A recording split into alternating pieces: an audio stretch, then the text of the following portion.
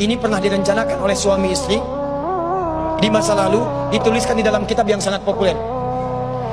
Persoalannya, begitu ibunya mengandung, istrinya mengandung, lahir anaknya usia 2 tahun, maaf, mereka punya rencana, anak ini insya Allah kita akan didik jadi lebih baik, keluarga kita lebih baik, anak ini akan jadi ulama. Qadarullah usia 2 tahun ayahnya meninggal. Ini kisah nyata.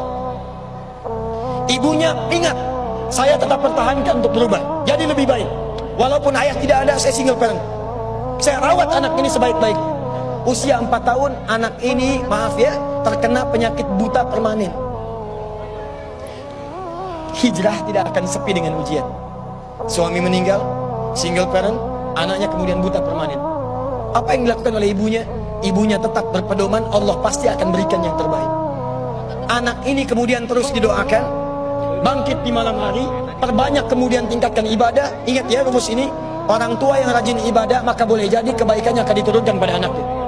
Ibunya yang berdoa, anaknya yang mendapatkan bagiannya. Matanya buta tapi diganti oleh Allah dengan ingatan yang luar biasa. Kalau Anda bacakan satu kalimat, satu baris ini, satu lembar buku dibacakan oleh Anda satu halaman, maka seketika dia akan ingat seketika tanpa diulang, dengan titik, dengan komanya. Anak ini kemudian dibawa ke sekolah Al-Quran, dimasukkan talaki ke syekh di sana. Syekh di situ kemudian membacakan pada saat itu surat Qaf, surah ke-50. Qaf dibacakan sampai akhir ayatnya. Anak ini anak yang paling kecil teman-teman, mata buta, gak bisa ngelihat. Teman-temannya berada di atasnya usianya, ada yang 6 tahun, 7 tahun, dia 4 tahun. Begitu selesai membacakan, kata syekhnya, lihat kalimatnya, man hafidha ala zahri qalbi, siapa yang hafal apa yang tadi saya bacakan, hafalan di dalam kepalanya, bukan di luar kepala. Hafal di luar kepala masih belum hafal. Kata syekhnya, hafal di dalam kepalanya. Tiba-tiba saat semuanya diam menyimpan tangannya begini, anak yang buta tadi mengangkat tangannya mengatakan, hafidtu ala zahri qalbi, saya sudah hafal. Syekhnya penasaran, kata syekhnya, bagaimana? Diambil anaknya ke depan, diminta baca, Masya Allah, bacaannya bukan hanya hafal, makhrajnya, sifat hurufnya, tajwidnya, semua mirip dengan syekhnya. Kata syekhnya, minal an tadrusul hadis, dari sejak sekarang ananda mesti belajar hadis. Pulang ke rumahnya, diantar oleh asisten rumah tangga ibu tadi. Begitu nyampe di rumahnya, wajahnya gembira, mengatakan pada ibunya, ummi, ummi, ummi, ummi, ibu, ibu, ibu, tadi saya dipuji oleh saya begini, ada kejadian begini, saya seperti ini. Kata anak ini, minal an uridul hadis, ma, sekarang saya pengen belajar hadis. Kata ibunya, ya bunayya iktafi bil Quran, anakku sayang, kamu punya keterbatasan, supaya kamu nggak capek sekarang Quran dulu, baru setelah itu hadis. Kata anaknya, lah, dia percaya pada gurunya, dia percaya pada keyakinannya, dia katakan, ma, saya pengen belajar hadis.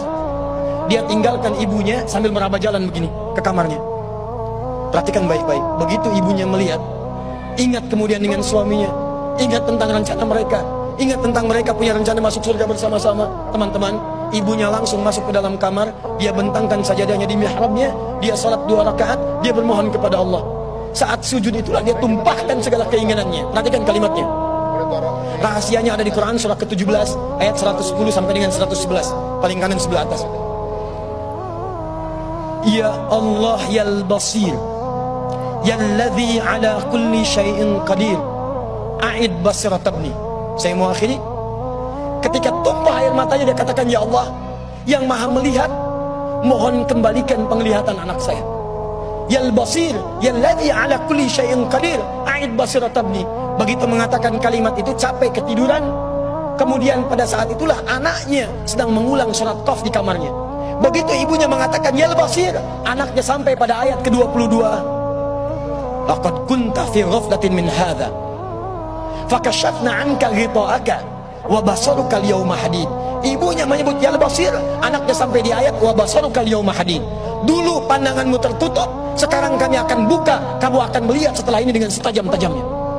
Ayat ini sebetulnya kemuliaan akhirat, tapi diturunkan mendapatkan kemuliaan dunia. Tiba-tiba setelah baca ayat ini, ibunya berdoa, bersamaan kalimatnya, tiba-tiba terbuka pandangannya. anak ini bisa melihat kembali. Saking kagetnya dia lompat, dia kejar ibunya. Ummi, laqad ra'ait. Ma, saya bisa lihat lagi. Ma, saya bisa lihat lagi. Ibunya kaget kemudian terbangun. Dia peluk anaknya, dia katakan, nah, mungkin kamu melihat bukan dengan hatimu. Kamu melihat bukan dengan matamu. Rubbama ra'aita biqalbik laisa bi'aini. Mungkin bukan matamu tapi hatimu. Kata anaknya, ma, saya melihat dengan mata saya. Ini mama pakai baju ini. Di sekitar kita ada benda-benda ini. Allahu Akbar. Ibunya kemudian yakin anak itu bisa melihat. Dipeluklah anaknya. Keduanya kemudian menangis. Dan ibunya sejak saat itu yakin bahwa anak ini punya kemuliaan besar di masa depan. Maka disekolahkanlah kemudian tempat-tempat terbaik. Belajar hadis terbaik. Diingat segalanya. Cepat luar biasa. Anak ini kemudian dikenal dengan luar biasa di masa depan. Nama anak ini adalah Muhammad. Bapaknya yang meninggal namanya Ismail. Kakeknya namanya Ibrahim. Kakek buyutnya Al-Mughirah. Eyang buyutnya Al-Bardizbah. Tinggal di kecamatan Ju'fah, di Kabupaten Bukhara, Provinsi Khorasan, negara Uzbekistan sekarang. Kelak di kemudian hari, dia dikenal dengan nama daerahnya Bukhara, dengan Al-Bukhari. Itulah kisah Imam Al-Bukhari.